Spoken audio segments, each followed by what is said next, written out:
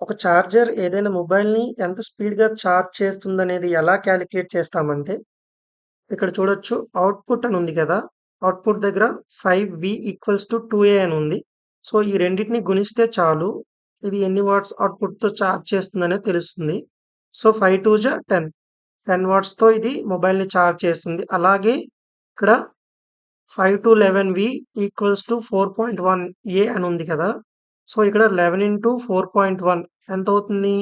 45 approximately అవుతుంది. So, ఈ charger అనేది 45 వాట్స్ స్పీడ్‌తో కూడా మొబైల్‌ని చార్జ్ చేస్తుంది. అంటే ఇది 2 విధాలుగా చార్జ్ చేస్తుంది. ఒకటి 10 వాట్స్‌లో, ఇంకోటి 45 వాట్స్‌లో. ఈ విధంగా మనం కాలిక్యులేట్ చేస్తాం.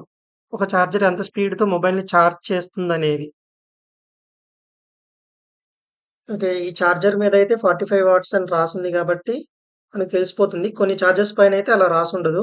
నా దగ్గర ఇంకో చార్జర్ ఉంది. ఇది రెడ్మీది. సో, ఇక్కడ చూడండి. దీని వాల్యూస్ ఇలా ఉన్నాయి. ఇక్కడ అవుట్‌పుట్ ఉంది గదా! చూడండి 5, 3, 9, 3, 12, 2.5 అని ఉంది గదా!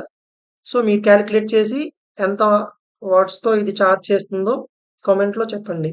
అలాగే ఓన్లీ చార్జర్ సపోర్ట్ చేస్తే సరిపోదు. మీ మొబైల్ కూడా సపోర్ట్ చేస్తేనే ఆ స్పీడ్‌లో చార్జ్ అవుతుంది మొబైల్. ఓన్లీ చార్జర్ 45 వాట్స్ ఉంది కదా అని చెప్పి మీ మొబైల్ 45 వాట్స్ స్పీడ్‌లో చార్జ్ అవ్వదు. మీ మొబైల్ కూడా సపోర్ట్ చేస్తేనే అది 45 వాట్స్‌లో స్పీడ్‌గా చార్జ్ అవుతుంది.